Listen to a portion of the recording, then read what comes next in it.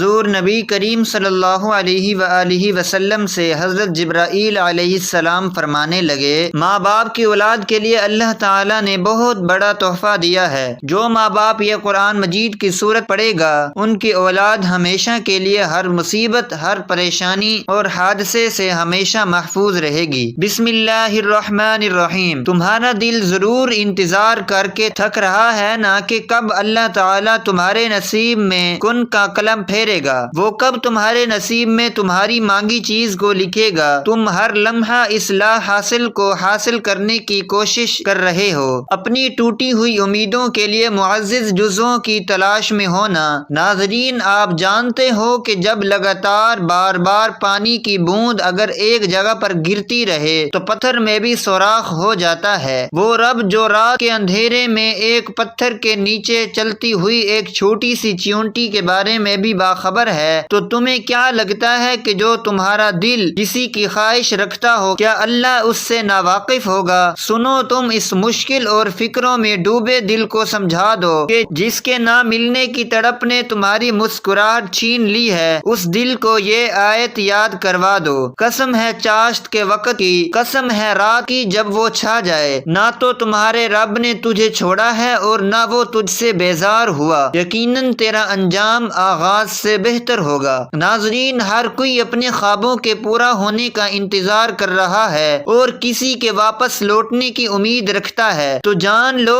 جب وہ تمہیں کسی چیز سے محروم کر کے آزماتا ہے تو اس کے بدلے میں دگنی راحتیں بھی نصیب کرتا ہے۔ اللہ جانتا ہے کہ تم بہت مایوس ہو، پر یاد رکھنا تسلسل سے مانگی دعا تمہارے گمان سے بڑا اجر رکھتی ہے۔ یہ زمین والوں سے کچھ ممکن نہیں، وہ آسمان کے اس پار فقط ایک کن کہہ دینے سے ہو جاتا ہے۔ اصل میں ہم انسان نامحدود بصارت اور بصیرت رکھتے ہیں اور اس عظیم الشان رب کی مصلحت نہیں جان پاتے اور غم سے نڈھال ہو جاتے ہیں۔ تم یاد رکھنا اس کا وعدہ ہے کہ وہ کسی پر اس کی برداشت سے زیادہ بوجھ نہیں ڈالتا۔ اللہ تبارک و تعالی قرآن پاک میں فرماتا ہے، رو نہیں، میں تمہارے ساتھ ہوں، میں سن بھی رہا ہوں اور دیکھ بھی رہا ہوں۔ اللہ تعالیٰ تمہاری برداشت کی طاقت کو نہیں آزماتا، وہ تمہارے صرف ایمان کا امتحان لیتا ہے۔ اور یاد رکھو، جب تم صبر اور یقین اور توکل رکھتے ہو تو وہ تمہیں پستی کے اندھیروں سے نکال کر بلندی کی روشنیوں تک پہنچا دیتا ہے اور تمہیں ہرگز بھٹکنے نہیں دے گا۔ یاد رکھنا، امید کی دوڑ اگر ٹوٹ رہی تو بار بار گرہ لگا دیا کرو، چاہے 1000 بار یقین کھو جائے بھی یہ دوڑ ٹوٹنے نہ دینا۔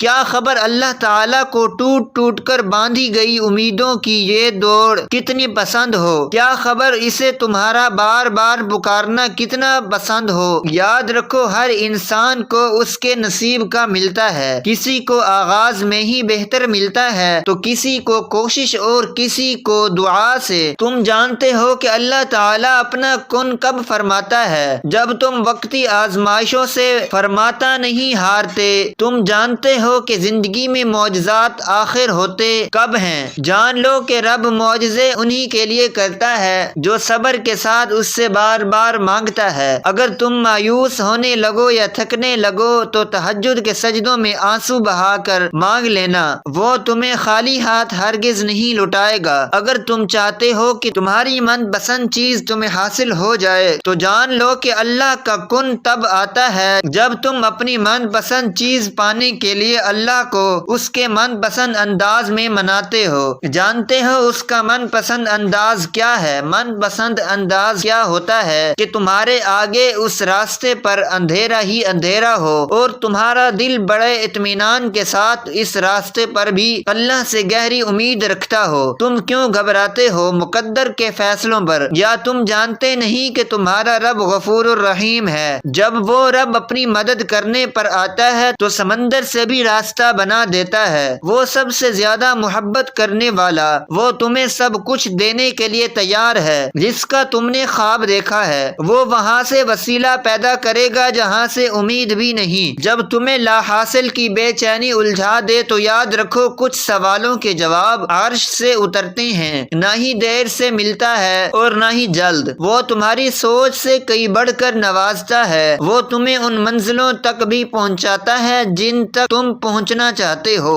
جانتے ہو اللہ تعالیٰ اپنا کن کب فرماتا ہے، وہ تمہارے لیے معجزے کب کرتا ہے، وہ لا حاصل خواہش، لا حاصل تمنا، لا حاصل آرزوئیں سب حاصل ہو جاتی ہیں جب بات تہجد کے سجدوں تک پہنچتی ہے۔ یہ بھی ہو سکتا ہے کہ اللہ تعالیٰ تمہاری چاہت کو خفیہ وسیلوں سے تم تک پہنچا دے اور پھر خوبصورت معجزہ تمہاری تقدیر بدل دے۔ ناظرین، جن ہاتھوں کو تم نے اٹھا رکھا ہے، ان ہاتھوں میں ایک دن وہ سب ہوگا جس کے لیے تم اللہ تعالیٰ کے سامنے گڑ گڑاتے ہو۔ یقین رکھو تم اپنی منزل کے بہت قریب ہو۔ مخلص دل کا بہترین اختتام ہوتا ہے۔ اللہ تعالیٰ ہر وہ چیز اس کے نصیب میں لکھ دیتا ہے جس کی وہ خواہش رکھتا ہے۔ دعائیں اس کے نصیب کو بدلے بغیر نہیں ٹھہرتی۔ تمہارا بار بار تڑپ کر مانگنا علامت ہے کہ اللہ تعالیٰ نے تمہارے نصیب میں گنجائش رکھی ہے۔ وہ تمہاری دعاؤں پر کن کا قلم ضرور پھیلے گا۔ تم دیکھنا ایک دن تمہارے پاس وہ سب کچھ ہوگا جسے پانے کی امید میں تم اتنی دعائیں کرتے ہو، سارا دن صبر کرتے ہو، راتوں کو اٹھ کر تہجد پڑھتے ہو۔ اللہ تعالیٰ تمہیں وہ سب کچھ دے گا جس کی تم تمنا کرتے ہو۔ تمہارا انتظار ضائع نہیں جائے گا۔ انشاءاللہ آپ سب لوگوں کی خواہشات اور آپ کی مانگی ایک ایک دعا بہت جلد قبولیت کا شرف حاصل کر لے۔ ناظرین، سورۃ کوثر قرآن کریم کی سب سے چھوٹی سورت ہے، جس کے بارے میں مشہور یہی ہے کہ یہ سورت مکی سورتوں میں سے ہے۔ جس وقت حضور اکرم صلی اللہ علیہ وآلہ وسلم کے صاحبزادے حضرت قاسم رضی اللہ تعالی عنہ کا بچپن میں انتقال ہوا تو کفار مکہ خاص کر کے عاص بن وائل آپ کو ابتر کہہ کر تانا دینے لگا۔ ابتر کا مطلب جس کی نسل آگے نہ چلے، یعنی جس کا کوئی لڑکا نہ ہو۔ اس پر اللہ تعالی نے اپنے نبی کے اطمینان کے لیے یہ سورت نازل فرمائی کہ آپ کو تو اللہ تعالی نے ایک ایسی عظیم نعمت سے نوازا ہے وہ کسی نبی یا رسول کو بھی نہیں عطا کی گئی۔ حضرت انس بن مالک رضی اللہ تعالی عنہ سے نقل کی ہے کہ حضور ہمارے درمیان تشریف فرما تھے، اتنے میں آپ کو کچھ اونگ سی طاری ہوئی، پھر آپ نے مسکراتے ہوئے سر مبارک اٹھایا۔ بعض روایات میں ہے کہ لوگوں نے پوچھا کہ آپ کس بات پر تبسم فرما رہے ہیں، اور بعض میں ہے کہ آپ نے خود لوگوں سے فرمایا اس وقت میرے اوپر ایک سورت نازل ہوئی ہے، پھر بسم اللہ الرحمن الرحیم پڑھ کر سورہ کوثر پڑھی۔ اس کے بعد آپ نے پوچھا جانتے ہو کہ کوثر کیا ہے؟ لوگوں نے عرض کیا کہ اللہ اور اس کے رسول کو زیادہ معلوم ہے۔ فرمایا وہ ایک نہر ہے جو میرے رب نے مجھے جنت میں عطا کی ہے، جس میں بہت خیر ہے، اور وہ حوض ہے جس پر میری امت قیامت کے روز پانی پینے کے لیے آئے گی۔ اب بات کرتے ہیں کہ اس کے پڑھنے پر ہمیں اجر و ثواب کتنا ہے، اس کے پڑھنے پر آخرت میں ہمارے لیے کیا خزانہ ہے، اور دنیا میں اس کے پڑھنے کی برکت سے اللہ پاک کیا کیا حاجات انسان کی قبول فرماتا ہے۔ تو دوستو، حضور صلی اللہ علیہ وآلہ وسلم فرماتے ہیں کہ جو شخص قرآن پاک کا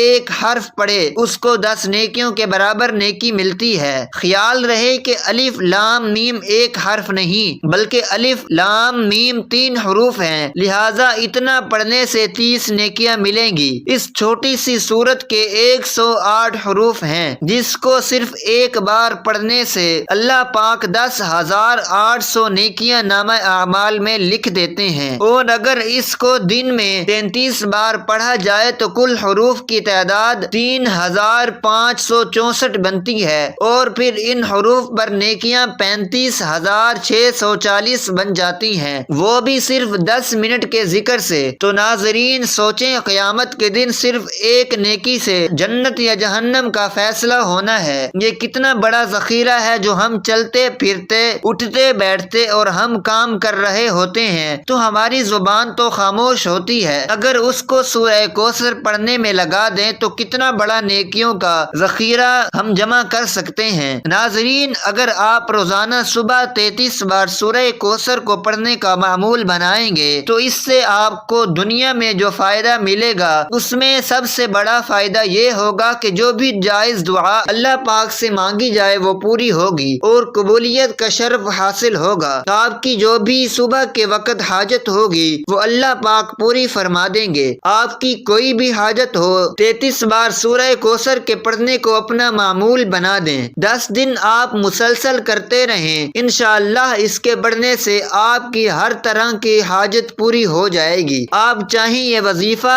اپنی شادی کے لیے کر رہے ہیں، آپ کی شادی نہیں ہو رہی تو آپ کو اس میں بھی کامیابی ملے گی۔ آپ بے روزگار ہیں، آپ کو کوئی کام نہیں مل رہا تو آپ کے لیے بھی یہ وظیفہ بہتر ہے۔ آپ کے دشمن ہیں تو ان سے چھٹکارا پانے کے لیے بھی آپ یہ وظیفہ کر سکتے ہیں۔ آپ کی کوئی بھی حاجت ہو، مقصد ہو، آپ اس وظیفے کے ذریعے آپ اپنا مقصد پورا کر سکتے ہیں۔ آپ نے صرف 10 دن اس وظیفے کو کرنا ہے اور انشاءاللہ انہی 10 دنوں میں آپ کو بہت اچھی خوشخبری ملے گی۔ میرا یقین ہے کہ جو بھی شخص اپنے دل میں جو بھی حاجت لے کر سورہ کوثر کو روزانہ 33 بار پڑھے گا اور پڑھنے کا معمول بنا دیتا ہے، پھر نمازوں کی پابندی کرتا ہے، تو اللہ پاک اس کی جو بھی حاجت ہوتی ہے وہ 10 دنوں میں ضرور پوری فرما دیتا ہے۔ اللہ تعالی ہمیں دین کی مکمل سمجھ نصیب فرمائے اور ہمیں نیکوکاروں میں شامل کرے۔ اللہ پاک ہمیں نیک عمل کرنے کی توفیق عطا فرمائے۔ اللہ پاک میری اور آپ کی بخشش فرمائے، آمین۔ ناظرین، کمنٹ باکس میں اللہ تعالی کے 99 ناموں میں سے